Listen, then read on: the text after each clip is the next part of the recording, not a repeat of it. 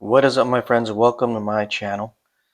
Well, as I said earlier in my earlier video, that I was going to make a video so that I can tell you what the results were.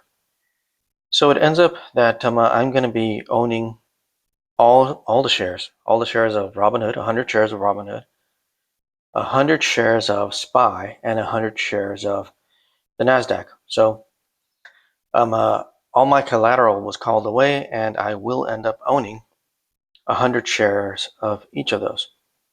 So obviously, of course, tomorrow, or no, not tomorrow because tomorrow's Saturday, and I guess Monday is a holiday, so I won't be able to do any more options until Tuesday. So on Tuesday, I will be selling options on those three, two ETFs and one stock. So if we scroll down here and we look in here, you'll see that I will be assigned 100 shares of Robinhood stock. Now it won't be at this price. It'll be at $111 and some change.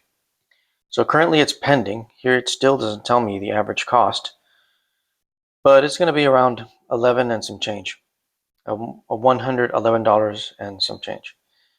And so of course that since I'm going to own 100 shares, I will be selling covered calls on Tuesday. So let's take a look at the price here. We're going to sell calls. Going to sell a call on Tuesday. And so let's see. I have to sell shares at the 112 strike price, which is this one here. So currently the 112 strike price is $1.51. So 100 times is $151. So on Tuesday, if the price of Robinhood goes up, these will become more valuable. And well, I'll just sell, one at this strike price. So hopefully on Monday, prices go up. Well, not on Monday because Monday is a holiday. On Tuesday. So hopefully on Tuesday, prices go up and these calls will become more valuable. Now, of course, if prices go down, I still have to sell the 112. I can't sell this one. I must sell this one because this one will be out of the money. This one will be above my average cost. So no matter what, I'm going to sell this one. And this is 7 days, so it'll be just another week because with stocks, you can only do weekly calls. And of course, on SPY, I'll be selling calls as well. And I'll also be selling calls on the Nasdaq because I'll own 100 shares of each one of those. So those are the results. I am going to be assigned 100 shares of each one of those. And on Tuesday, I'll be selling calls. So that's what I'll be doing. And hopefully the shares are then called away and I can just repeat the whole process again.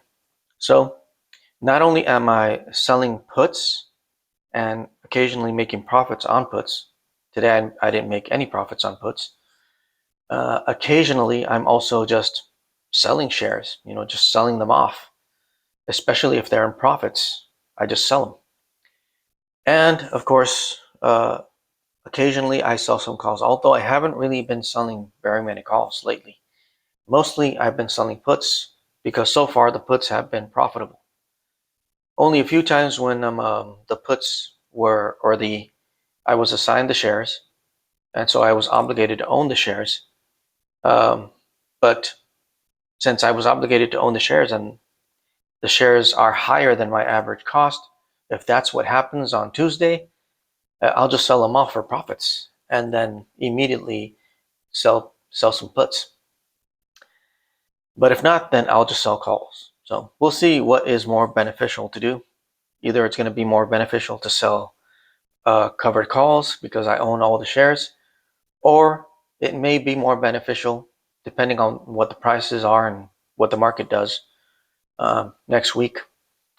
If the prices rise a whole lot, then I'll probably just sell everything off and then start it all over again.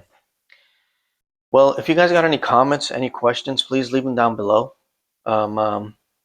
Thanks for watching. You guys have a great one. Have a great weekend. God bless. We'll catch you in the next video. Bye.